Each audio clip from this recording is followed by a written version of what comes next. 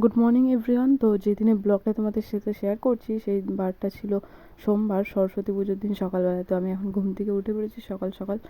এখন আমি চা খেয়ে নিচ্ছি। তো এখন ঘড়িতে এখন বাজছে সকাল 8:30 9টা মতো বাজছে। তো এরপর আমি চাটা খেয়ে স্নান টান করবো। তো কালকে রাতে মেহেন্দি পড়েছিলাম, সেটা কীরকম রঙ এসছে সেটাও তোমাদের সাথে একটুখানি শেয়ার করে নিচ্ছি। তো দেখো কীরকম দেখতে লাগছে,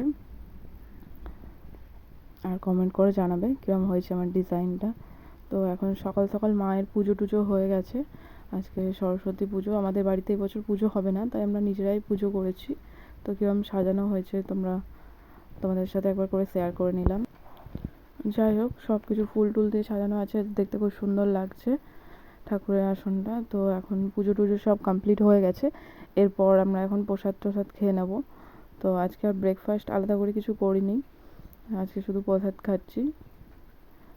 বিকজ বাড়িতে এখন অনেক প্রসাদ পাশের বাড়ি থেকে দিয়ে গেছে, বাড়িতেও আছে। তো এখন 11:30 12টা মতো বাজছে। এবার আমি সকালবেলা স্নান টান করে নিয়েছি। তো এরপর এখন লাঞ্চ টাইম। তো আজকে লাঞ্চে আমাদের ভাত হয়নি, আছে পরোটা আর আলু ভাজা। মারা ষষ্ঠীর ভাত রান্না করে।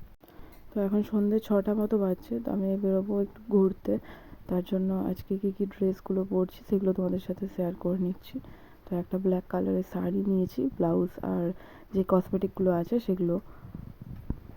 তো এটা হচ্ছে আমার ফাইনাল লুক। আজকে আউটফিটটা কেমন লাগছে তোমরা কমেন্ট করে জানাতে ভুলো না। ভালো লাগলে কমেন্ট করে বলবে।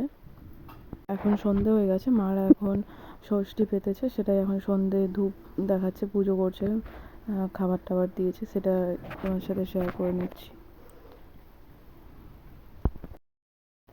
আমাদের বাড়িতে মা ষষ্ঠীকে নিরামিষই দেয়, 5 রকম ভাজা, আলু পোস্ত, চাটনি এসব দেওয়া হয়েছে, আর মাছটা আলাদা করে রান্না করে। তো কালকে সিজানোর জন্য কালকে কী রান্না হয়েছে সেগুলো তোমাদের সাথে শেয়ার করে দিচ্ছি। এখানে রয়েছে মাছের ঝোল, মাছের টক, আর এখানে ভাজা, আলু ভাজা, বেগুন ভাজা, আর ডাল, পালং শাক, শীষ পালং, আর এখানে রয়েছে বাঁধাকপির তরকারি, আলু পোস্ত আর চাটনি। আজকের ভিডিওটা এখানে